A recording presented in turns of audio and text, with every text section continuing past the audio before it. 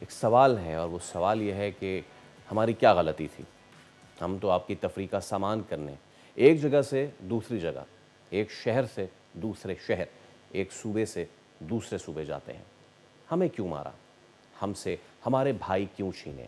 یہ سوال تھا روتے ہوئے ماجد علی صابری کا، جس نے اپنے سگے بھائی، اپنے سگے بھتیجے کو اور اپنی باقی پوری قوال پارٹی کو کراچی سے بس میں بٹھایا، سب کا صدقہ دیا، دعائیں دیں اور کوئٹہ روانہ کیا۔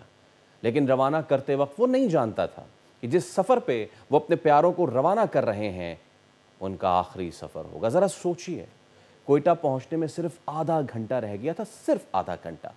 کوئی اس فکر میں ہوگا کہ جلدی پہنچ کر پروگرام کی تیاری کرنی ہے، کوئی پہلی بار کراچی تا کوئٹہ مناظر کا لطف اٹھاتے ہوئے جا رہا ہوگا، لیکن نہیں معلوم تھا ان مسافروں کو کہ پل بھر میں منظر بدل جائے گا، سب کچھ ختم ہو جائے گا۔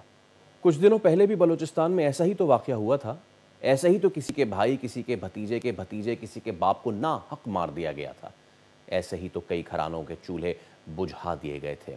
خدا ان تمام لوگوں کو غریق رحمت کرے جنہیں بزدل دشمن نے اپنی مکاری اور عیاری سے قتل کر دیا۔ اس سے ایک بات تو واضح ہو گئی ہے، کچھ دن پہلے سوشل میڈیا پہ جو واویلا مچایا گیا تھا کہ محض ایک صوبے سے تعلق رکھنے والوں کو شناختی کارڈ دے کر مارا جاتا ہے، اب یہ غلط ثابت ہوتا جا رہا ہے۔ معصوم لوگوں کو نشانہ بنانے والے اب زبان نہیں دیکھ رہے، صوبہ نہیں دیکھ رہے، وہ بس دیکھ رہے ہیں تو یہ کہ اپنے اعلی کاروں کے ذریعے کیسے اس ملک کے معصوموں کو موت کے گھاٹ اتارا جائے۔ خاک کا بدہن میرے منہ میں خاک، اس ملک کو ڈسٹیبلائز کیا جائے، لیکن ایسا ہوگا نہیں۔